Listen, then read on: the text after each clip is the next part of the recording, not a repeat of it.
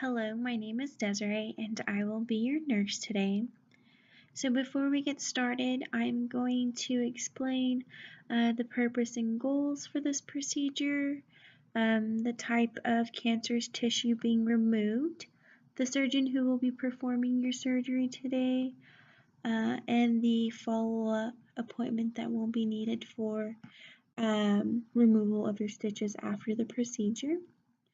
So first, the purpose and the goals for this procedure is to remove all of the cancerous tissue and to leave the smallest lesion scar. The skin cancer being removed today is called basal cell carcinoma, which are uncontrolled growth or lesions that are on the epidermis layer of the skin. The epidermis layer of the skin is also known as the outer layer of skin. Even though this type of lesion does not spread throughout the body, they can become extremely critical if they are not treated. This is why we are having the procedure today. The basal cell carcinoma that is being taken out today in the procedure is localized in the middle of your zygomatic bone, which is also known as your cheekbone. Some basal cell carcinoma may have the characteristics such as open sores, shiny bumps, or even red patches. The surgeon who will be performing the surgery has been trained and must succeed some three main goals, which are as a surgeon, they will be removing the cancerous tissue. They also serve as a pathologist who will then be examining the cancerous tissue, and as a surgeon who will be reconstructing the wound after the cancerous um, tissue has been removed. So some of the instruments and tools that will be used in today's surgery are a scalpel, a surgical drape, microscope slides, and a microscope. So today's surgery will take place in various different steps. The procedure today you will also be awake for, but don't worry because you will be given local anesthesia in your cheekbone.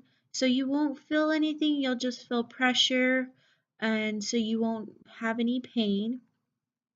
So before we get started and I move on, please stop me at any time and ask me any questions or any clarification of what's going to happen today. So we're going to move on to the different steps of the procedure so that way you go ahead and have an idea of what's going to happen, what you may feel, what the surgeon may be talking you through. So for the first step of the surgeon, will come in and observe where the biopsy was taken, and then they will be using a surgical pen or marker to make marks where the basal cell carcinoma is located. Once that is completed, the surgeon then will inject the local anesthesia. With the local anesthesia, you will feel numbness, and the surgeon will not proceed until you are completely numb in that area. For the second step, the surgeon will then extract layer by layer of the epidermis, which contains the cancerous tissue, and then further examine the tissue. Now for the third step, once the surgeon has examined the tissue, they will then determine if the cancerous tissue is still remaining in your cheekbone area. If this cancer tissue is still there, then the surgeon will continue these steps until the cancerous tissue is removed. So with the time for this procedure, it varies. It can take anywhere from 2 to 5 hours. If it's only the top few layers of your epidermis, then the procedure will go by very fast. Depending on the size and the location of the wound, the surgeon will then decide to either leave it open to heal or they will apply stitches. So next, as we move on, um,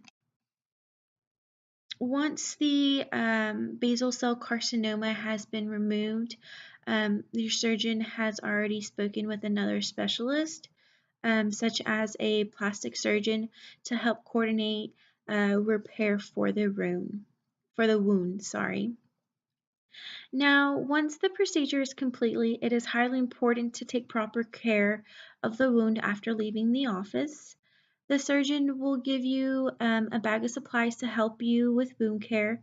If you have any questions before you leave, please feel free to ask me. I'm here to help. With the wound, there will be some discomfort. This may also be including bruising, a little bit of swelling, but these symptoms will usually subside after a while.